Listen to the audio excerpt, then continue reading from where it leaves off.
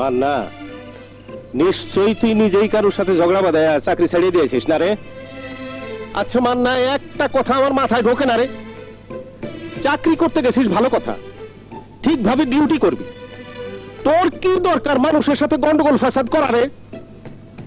খালি আমার কথাই কইলে, তোমার কি দরকার ছিল এমডি সাহেব পুরো নকল ধরে এখানে শাস্তিমূলক বললো আসার?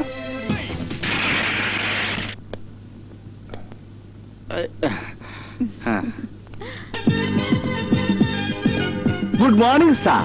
মর্নিং। আপনি স্যার সত্যি ভাগ্যবান। কি কপাল লেগে জন্মাইছেন, এক একদিন এক একটা মাইয়া। একদিন জলি, পরের দিন মলি, একদিন রিনা, আরেক দিন বিনা। আজকেরটা নাম কি স্যার? আরে কি কথা বলছো, সে আমার স্ত্রী। ওই একই কথা স্যার, প্রতিদিনের হোটেল রুম বুক করেন স্বামী স্ত্রী হিসাবে। যে দিক থেকে যখন যারা নিয়ে আহেন তখন এই আপনার স্ত্রী। আপনি কয় নাম্বার স্ত্রী? সেটা দেখো, ওর মাথায় একটু ছিট আছে, প্রায় মনে আবুল তাবুল বলে। আবুল তাবুল বলে না? বাসায় এসো, দেখাবো মজা। ড্রাইভার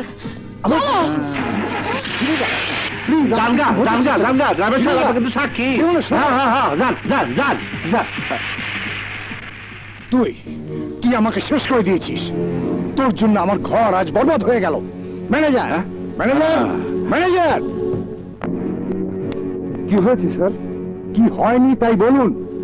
আপনার এই কর্মচারী আমার স্ত্রীর সামনে বলেছে আমি নাকি রোজ একটা করে নিয়ে আসি, ওইসব করি। বলেন কি মান্না? স্যার, তোমাকে এখানে রাখা হয়েছে কাস্টমারদের ইজ্জত সহকারে আমন্ত্রণ জানানোর জন্য, ইজ্জত নষ্ট করার জন্য নয়। কিন্তু স্যার, আমি তো কোনো মিথ্যা কথা কই নাই, সত্য কথা কইছি। তোমার ওই সত্য কথায় আমার ঘর ভেঙে যেতে পারে, তা তুমি জানো? হ্যাঁ, আপনি ঘরেই থাকেন না, ঘরের সুন্দর বোথা লইয়া অন্য মেয়ের সাথে হোটেলে রাত কাটান। আপনি ঘর ভাঙলে দোষ কি? শুনলেন ওর কথা? আমি শেষ, আমি শেষ। মান্না, মাপ চাও ওনার কাছে। কেন স্যার, কেন মাপ চাবো? সত্য কথা বলা কি অপরাধ? ইয়েস, অপরাধ। আমরা এখানে হোটেল ব্যবসা করতে বসেছি, কাস্টমারদের অপমান করা একটা অপরাধ। কারে আপনি হোটেল কইতাছেন? আপনার এই ভবনটা রে হোটেল ব্যবসা কি বুঝেন আপনারা? টপ ফ্লোরে কয়টা জমি রাখছেন পাবলিকের মনোরঞ্জনের জন্য, বাইরের থেকে কলটা নিয়ে আসে কিছু মায়ারে। হ্যাঁ, অভিশাপের মতো লোকরা বাইরের থেকে মায়া নিয়ে এসা ফুর্তি করে, কখনো 1 ঘন্টা, কখনো 2 ঘন্টার জন্য রুম ভাড়া দেন আপনি। এটা আপনি করতেছেন হোটেল ব্যবসা। হোটেল ব্যবসা না কই এখন এই ভবনটারে পতিতালয়, আর এই পতিতালয়ের একমাত্র দালাল আপনি। হাতটা সামনে রাখেন ম্যানেজার সাহেব, তা না হলে হাতটা ভাইঙ্গা কাউন্টারে ঝুলে রাখবো। এত বড় সাহস, আমার হাত ভাঙবি তুই? এই, কে কোথায় আছিস? ধরোকে।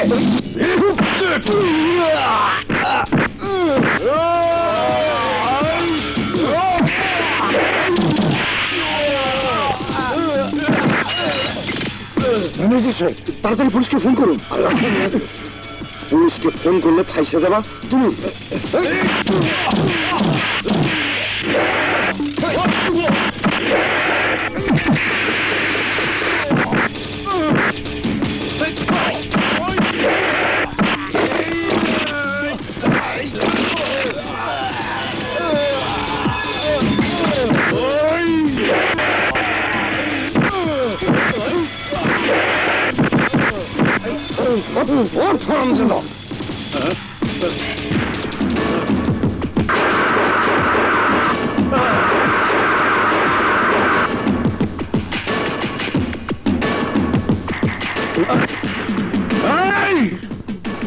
তোর হাত ভাঙ্গা কি অগমত করে দেব?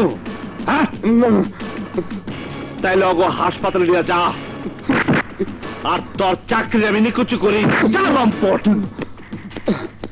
যা বেয়াদবের বাচ্চা বেয়াদব, তোর বাপের কথায় চাকরি দিয়েছিলাম, এখন ভালোই হয়েছে। আমার ব্যবসা আমি ইচ্ছা মতো চালাবো। চলুন মফিজ সাহেব, হ্যাঁ চলুন, আসুন। ভাই তোমারে দেখা কি যে খুশি লাগতেছে, একা একা এমন একটা জায়গায় থাকুন যায় না। কিরে চলে এলি, নিশ্চয়ই চাকরি ছাড়িয়ে দিছিস? কিরে কথা কস না কেন? 1 মাসও তো হয় নাই তুই এই চাকরিটা ধরছিস, মাস পার না হইতেই তুই চাকরিটা ছেড়ে দিলি। বেতন নিয়ে আইছিস? না, বেতন ছাড়া। মান না, নিশ্চয়ই তুই নিজেই কারোর সাথে ঝগড়া বাঁধায় চাকরি ছাড়িয়ে দিয়েছিস না রে? আচ্ছা মান না, একটা কথা আমার মাথায় ঢোকে না রে।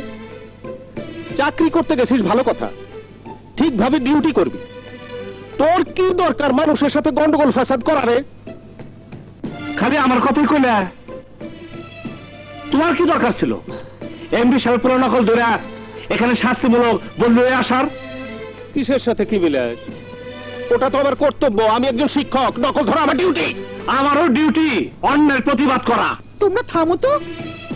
শোনো, তোমার গুণধর ছেলের কথা শোনো। আরে বেকুব, প্রতিবাদ করার চাকরি ছেড়ে দেওয়ার কথা না। খাইয়ে পরে বেঁচে থাকতে হলে টাকার দরকার হয়, আর চাকরি না করলে টাকা পাওয়া যায় না। বাধ্য না মামা। তুই চুপ কর। ছেলে বড় হইলে বাপের বোঝা হালকা হয়। আমার ছেলে লায়ক হইছে, বড় হইছে, আমার উপর বোঝা আরো বাড়ছে।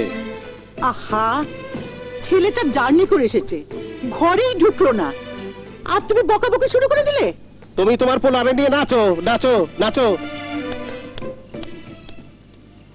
মন খারাপ করিস না বাবা, আয় বাবা, হাত মুখ ধুয়ে কিছু মুখে দিবি, আয়। আচ্ছা শোনো, আগে এলাকার অবস্থাটা তোমার বুঝাই দিই। কি রকম? এই মহল্লার সব বাড়ির সঙ্গে গোসলখানা নেই, কস কি? কাঁচা ল্যাট্রিন আছে। তুমি আমার মনের মাঝি, আমার পরাণ পাখি, আমার বাড়ি আইসো দিমু ভালোবাসা।